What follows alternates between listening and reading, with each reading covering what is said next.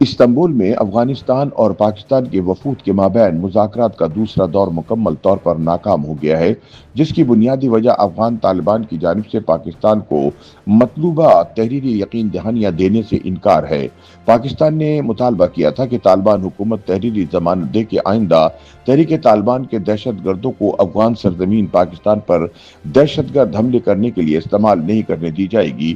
تاہم افغان وفد نے فون پر کابل میں اعلیٰ حکام کے ساتھ مشورے کے بعد ایسی کوئی یقین دہانی دینے سے انکار کر دیا۔ چنانچہ پاکستان نے افغان حکومت کے ساتھ مذاکرات کی ناکامی کا اعلان کر دیا۔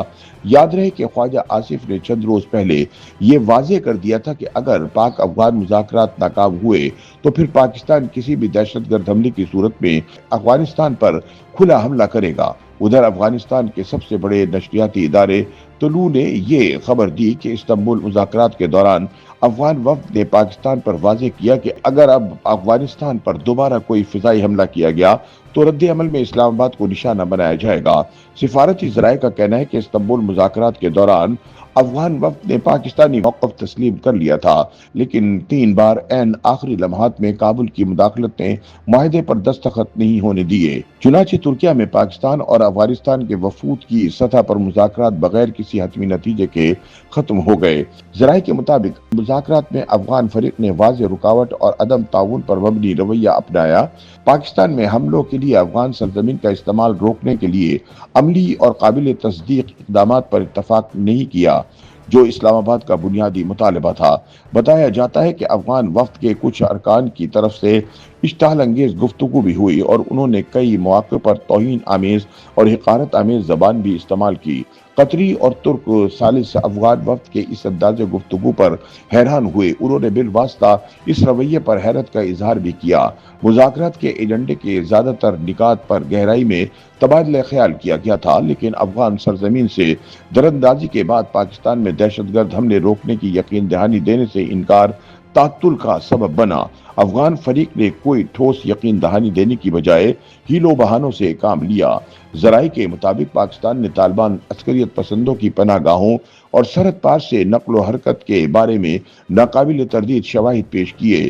ان شواہد پر توجہ دینے کی بجائے کچھ افغان نمائندوں نے پیش کردہ مواد کے مواخذ پر سوال اٹھایا اور بات چیت کو تکنیکی اور سیاسی مسائل کی طرف موڑنے کی کوشش کی۔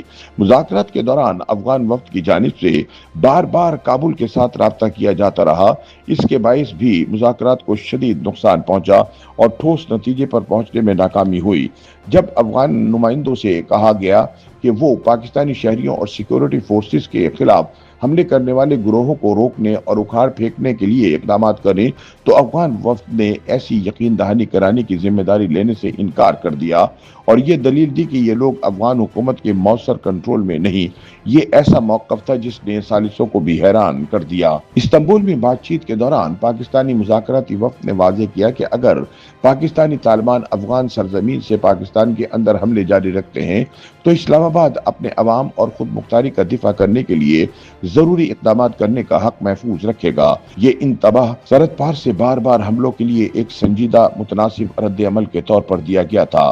مذاکرات کے دوران افغان وفد نے باہمی گارنٹیوں کی تجویز پیش کی، جس کے مطابق افغانستان کی یقین دہانیوں کے بدلے پاکستان کو افغان فضائی حدود کی خلاف ورزی نہ کرنے اور افغانستان میں حملوں کے لیے پاکستانی فضائی حدود کے کسی تیسرے فریق کے استعمال پر پابندی کی ضمانت دینی چاہیے۔ اس پر پاکستانی وفد کے سربراہ جنرل شہاب اسلم نے واضح طور پر یاد دلایا کہ دشمنانہ کارروائیوں کے لیے سرزمین کا استعمال روکنے کی ذمہ داری سب سے پہلے افغانستان پر عائد ہوتی ہے۔ ذرائع کے مطابق اسلام آباد نے واضح کیا کہ وہ کسی تیسرے ملک سے یک طرفہ کارروائیوں جیسے معاملات پر ضمانتیں نہیں دے سکتا اور نہ اس امر کو افغان سرزمین سے ہونے والی عسکریت پسندانہ سرگرمیوں کا ذمہ دار ٹھہرایا جا سکتا ہے۔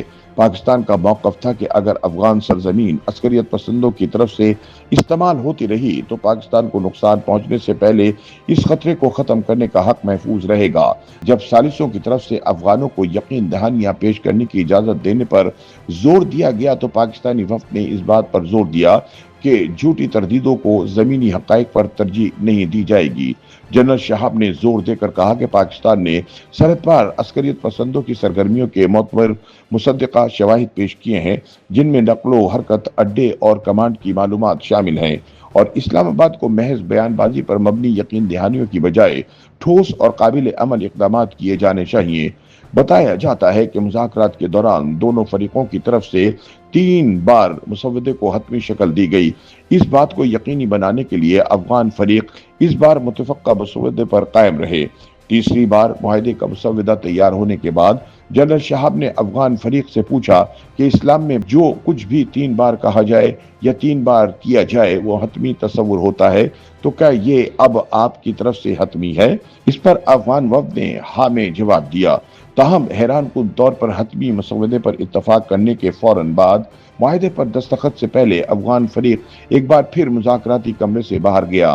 کابل میں اعلیٰ حکام کے ساتھ فون پر بات کرنے کے بعد وفد کمرے میں واپس آیا اور معاہدے کے طے شدہ حتمی مسودے سے پیچھے ہٹ گیا۔ قطری اور ترک بھی تب بھونچنگا رہ گئے جب افغان فریق نے یقین دہانی کو قابل تصدیق کارروائیوں میں تبدیل کرنے سے انکار کر دیا۔ ذرائع کے مطابق 3 روزہ مذاکرات کے دوران کئی مواقع ایسے آئے جب افغان طالبان کے وفد نے میزبان ممالک قطر اور ترکی کی موجودگی میں پاکستان کے منطقی اور معقول دلائل سے اتفاق کیا۔ تاہم جب معاہدے پر دستخط کا وقت آیا، کابل سے موصولہ ہدایت پر افغان وفد آخری لمحات میں پیچھے ہٹ گیا۔ ایسا 3 بار ہوا، جس سے ظاہر ہوتا ہے کہ کابل انتظامیہ کی افغان وفد کو دی جانے والی ہدایات معاہدے کی راہ میں بڑی رکاوٹ بنی۔ YouTube پر گوگلی نیوز دیکھنے کے لیے youtube.com کی سرچ بار میں googly news T V type کریں۔ گوگلی نیوز کے پیج پر سرخ رنگ کے سبسکرپشن والے بٹن پر کلک کرنا نہ بھولیے۔ YouTube پیج پر اپلوڈ ہونے والی ویڈیوز سے باخبر رہنے کے لیے بیل آئیکن پر کلک کیجیے۔ آپ کو ہر نئی ویڈیو کے بارے میں نوٹیفیکیشن موصول ہو جائے گا۔